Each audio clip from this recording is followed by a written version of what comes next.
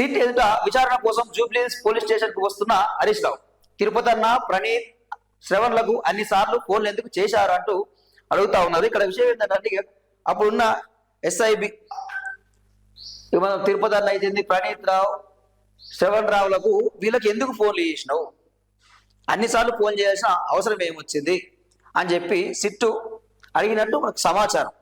So ఎవరు రాసిరా అంటే మరి ఆంధ్రజ్యోతి పేపర్ రాసింది. సో ఎవరు ఆయనకి లీక్ రేట్లు వచ్చినాయి ఏందో మరి తెలవాలి, ఆయనకి రాధాకృష్ణకే తెలవాలా. సో ఇక్కడ చూస్తే ఏమంటారు, ఇక నంబర్లు ఇచ్చి ఫోన్ ట్యాప్ చేయాలని కోరారా, మునుగోడు ఉప ఎన్నిక సమయంలో కొందరు నంబర్లు ఇచ్చి వారి ఫోన్లు ట్యాప్ చేయించారా అంటే వాస్తవం కూడా ట్యాప్ గురైనట్టే, ట్యాప్ చేయించినట్టే అండి. ఎందుకంటే అప్పుడు ఉన్న ప్రభుత్వం, బీఆర్ఎస్ ప్రభుత్వం ఉన్నప్పుడు వాళ్ళ మంత్రులు, వాళ్ళ ఎమ్మెల్యేలే వాళ్ళే స్వయంగా వాళ్ళ అంశాలతో చెప్పుకున్నారు, మేమేం మాట్లాడినా కానీ పెద్ద ఆయనకు తెలుస్తుంది, సార్కు తెలుస్తుంది, మేము ఎక్కడ పోతున్నాం, ఎక్కడ తిరుగుతున్నాం, ఎవరితో మాట్లాడుతున్నాం, ఏం వండుకుంటున్నాం, ఏ హోటల్లో తింటున్నాం, ప్రతి విషయం తెలుస్తూ ఉన్నది అని చెప్పి వాళ్ళే చెప్పారు. మీ ప్రభుత్వంలో ఉన్న మాజీ మంత్రులు, ఎమ్మెల్యేలు, ఎంపీలు వాళ్ళే చెప్పారు. సో ఈ మునుగోడు బై ఎలక్షన్ అయితే ఏంది, దుబ్బాక బై ఎలక్షన్ అయితే ఏంది, సో ఇవన్నీ కూడా హరీష్ రావు గారు ఇన్ఛార్జ్గా ఉన్నాడు కదా. సో మరి ఎవరు ఫోన్లు ట్యాప్ చేయించారు, ఎన్ని వేల కోట్లు ఖర్చు పెట్టిరు, లక్షల కోట్లు ఖర్చు పెట్టిరు మునుగోడు బై ఎలక్షన్లు అయితే. మునుగోడు బై ఎలక్షన్లు ఒక రాష్ట్రానికి సరిపోయే బడ్జెట్ కన్నా ఎక్కువ ఖర్చు పెట్టిరు. సో కొంతమంది డబ్బులు దొరకబట్టిరు, అక్కడ దుబ్బాక ఎలక్షన్లు అయితే మునుగోడు బై ఎలక్షన్లు అయితే మరి డబ్బులు ఎట్లా దొరకబట్టిరు, మరి ఫోన్ ట్యాపింగ్ జరిగే ఉంటుంది కదా. సో సమగ్ర విచారణ జరపాలని, వాస్తవంలో తప్పది. పోలీసులు తమ వాగ్మూలంలో పెద్ద ఆయన అని అంటున్నారు. ఆ పెద్ద ఆయన ఎవరు? మాజీ మంత్రి హరీష్ రావుకు సిట్ ప్రశ్నలు 7.5 గంటల పాటు విచారించిన అధికారులు మరోసారి పిలిచే అవకాశం ఉందని సంకేతాలు అంటూ మనం చూస్తా ఉన్నాం. అంటే ఇక్కడ విషయం ఏంటంటే ఈ మొత్తం ఎపిసోడ్ అంతా కూడా, ఈ సిట్ విచారణ మొత్తం కూడా ఒక రాధాకృష్ణ రావు విచారించిన, ప్రభాకర్ రావుని విచారించిన, ఈ తిరుపతి అన్న, శ్రవణ్ రావు ఎవరిని విచారించినా, రాజకీయ నాయకులు విచారించినా ఒకే ఒక పేరు చెప్తారు, బాధ చేయమన్నాడు, ఆ పెద్దసారి చేయమన్నాడు, మా సుప్రీం ఆయన్ని అంటే ఎంతసేపు ఉన్న పేరు చెప్తలేరు. కేసీఆర్ అని మాత్రం పేరు చెప్తలేరు. పెద్ద ఆయన చేయమన్నాడు, పెద్ద ఆయన చేయమన్నాడు. ఆ పెద్ద ఆయన ఎవరు, ఆ పెద్ద ఆయన ఎవరు అంటే నాకైతే తెలియదు, నేను అప్పుడు హోమ్ మినిస్టర్ కాదు కాబట్టి నాకు తెలియదు అని చెప్పి సమాధానం చెప్పినట్టు కొంత సమాచారం హరీష్ రావు చెప్పినట్టు. అట్లా సో నేను హోమ్ మినిస్టర్ కాదు, నా దగ్గర హోమ్ డిపార్ట్మెంట్ నా దగ్గర లేదు, నాకు సమాచారం లేదని చెప్పినట్ట.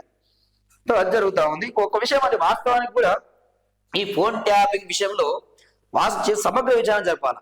ఇక్కడ ఏమైతుందంటే ఈ ఏదో టైం పాస్ చేస్తున్నాడు ఒకటి సార్, డైలీ సీరియల్ లెక్కనే ఉన్నది. ఏం విచారణ జరుపుతారో, ఏం జరుగుతుందో ఎవరికి తెలుస్తలేదు. సో ఇదిగా ఇంకొక విషయం చూసుకుంటే ప్రధానమైన చర్చ, ఇక కవితకు కూడా త్వరలో సిట్ నోటీసులు ఇవ్వబోతా ఉంది, కేసీఆర్ కూడా సిట్ నోటీసులు ఇవ్వబోతా ఉంది ఫోన్ ట్యాపింగ్ విషయంలో విచారించేందుకు అని చెప్పి చాలా వార్తలు అయితే రావడం జరుగుతూ ఉంది. కవిత రంగంలోకి దిగబోతున్నది అని చెప్పి వార్తలు వస్తూ ఉన్నాయి సోషల్ మీడియాలో. సో వాస్తవానికి కూడా ఆ వార్తలు కొంత నిజంగా కనిపిస్తూ ఉంది. మెయిన్ గా కవిత టార్గెట్ హరీష్ రావు టార్గెట్ చేస్తూ మాట్లాడుతూ ఉన్నది. కాళేశ్వరం స్కామ్ విషయంలో కూడా, అవినీతి జరిగిన విషయంలో ఆయన మీద నెట్టేసే ప్రయత్నం అంటూనే ఉంది. ఫోన్ ట్యాపింగ్ ఆయన చేసినట్టుంది, మొత్తం అవినీతి పడు ఆయన అని చెప్పి ఆఖరికి ఏమంటుందంటే మా అన్న ఫోను, మా కేటీఆర్ ఫోను, కేటీఆర్ భార్య ఫోను, వాళ్ళ పని మనుషుల ఫోను, డ్రైవర్ల ఫోన్లు, గన్మెన్ల ఫోన్లు, నా ఫోను, నా భర్త ఫోన్లు అన్ని ట్యాప్ చేయించి హరీష్ రావే అని చెప్పి బలమైన ఆరోపణ కవిత చేస్తా ఉన్నది. బలంగా ఆరోపణ చేస్తా ఉంది కవిత.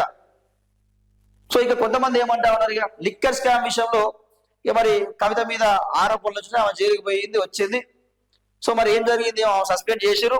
మరి హరీష్ రావు మీద కూడా ఆరోపణలు వస్తున్నాయి. కేసీఆర్ మరి హరీష్ రావు పార్టీని సస్పెండ్ చేస్తావా అని చెప్పి కొంతమంది రాజకీయ నాయకులు ప్రశ్నిస్తా ఉన్నారు, మాట్లాడుతూ ఉన్నారు. సో ఇక్కడ ఈయన మీద ఆరోపణలు వచ్చినాయి, ఇక కేటీఆర్ మీద ఈ ఫార్ములా కారు ఆరోపణలు వచ్చినాయి, కేసీఆర్ మీదనే కాళేశ్వరం ఫోన్ ట్యాపింగ్ ఆరోపణ. మరి వీళ్ళందరూ సస్పెండ్ చేసుకోకపోతే పార్టీ వాడు మీరు ఉంటాడు, ఇక అలా పార్టీ కూడా ఉండదు ఇక. సో కాకపోతే ఒక విషయం చర్చ మాత్రం బాగా నడుస్తున్నదండి.